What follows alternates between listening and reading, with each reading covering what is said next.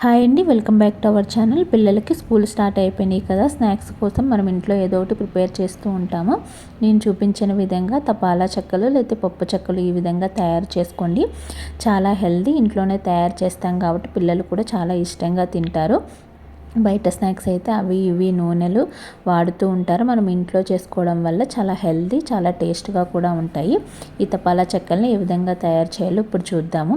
ముందుగా రేషన్ బియ్యం 1 కేజీ తీసుకోవాలి.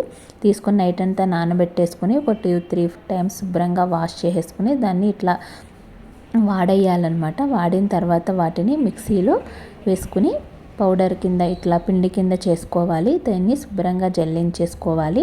జల్లించిన తర్వాత కొంచెం మొరంగా వస్తుంది. దాన్ని కూడా మనం మళ్ళీ మిక్సీలో వేసుకుని పిండిలాగా పట్టుకుని జల్లించుకుని రెడీ చేసి పెట్టుకోవాలి. దీనికోసం మనం కొంచెం శనగపప్పును కూడా నైటే నానబెట్టుకుని ఉంచుకోవాలి. దాన్ని కూడా 2-3 సార్లు శుభ్రంగా కడిగేసుకోవాలి. దీన్ని ఒక 100 గ్రాములు తీసుకోవచ్చు.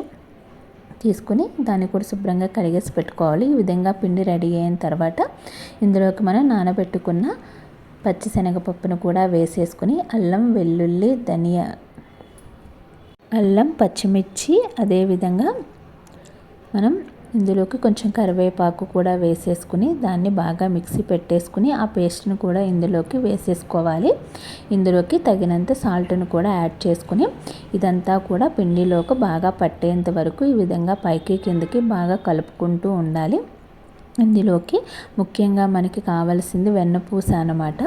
వెన్నపూసను కూడా ఇందులోకి యాడ్ చేసుకోవాలి. వెన్నపూసను ఒక 1/4 కేజీ వరకు వేసుకుంటే చాలా గుల్లగా చాలా బాగుంటాయి. ఇదిగోండి, ఇది ఇంట్లో చేసిన వెన్నపూస అనమాట. బయట మార్కెట్లో కూడా మనకు అమూల్ వాళ్ళది దొరుకుతుందనమాట బటరు. దాన్నైనా మనం యూస్ చేసుకోవచ్చు. ఇంట్లో మనకి ఉంటే ఈ విధంగా ఇంట్లో ఉన్న దాన్ని కూడా మనం వేసేసుకోవచ్చు. దీంతోనే ఈ విధంగా పిండిని అంతటిని బాగా కలుపుకోవాలి. ఇట్లా ఉండ చేసుకుని మనకి చేసుకోవడానికి వస్తుందో లేదో ఒకసారి చెక్ చేసుకోవాలన్నమాట.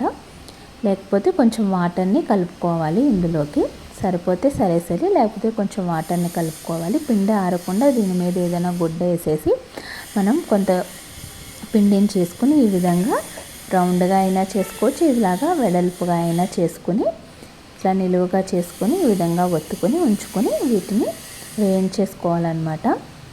అందులోకి కొంచెం కరివేపాకును కూడా యాడ్ చేసుకోవాలి. పిండి కలుపుకునేటప్పుడు చిన్న చిన్న ముక్కలుగా కట్ చేసుకుని బాండీ పెట్టుకుని నూనె బాగా వేడైన తర్వాత ఇవి తపాలా చెక్కలన్నింటినీ కూడా వేసేసుకోవాలి. మీడియంగా ఉండాలండి నూనె అయితే. మరీ హీట్ ఎక్కిపోతే లోపల వేగవు. అందుకని మనం మీడియంగా ఉంచుకొని ఆయిల్ హీట్ని తర్వాత ఈ చెక్కలు వేసేసుకుంటే మనకి హెల్దీ అయిన పప్పు చెక్కలు లేకపోతే తపాలా చెక్కలు రెడీ అయిపోతాయి. ఇవి పిల్లలకి చాలా హెల్దీ, మనకు కూడా తినడానికి చాలా బాగుంటాయి. ఈ వీడియో కనుక నచ్చినట్లయితే తప్పకుండా లైక్ చేసి, షేర్ చేసి, సబ్స్క్రైబ్ చేసుకోండి. Thank you for watching.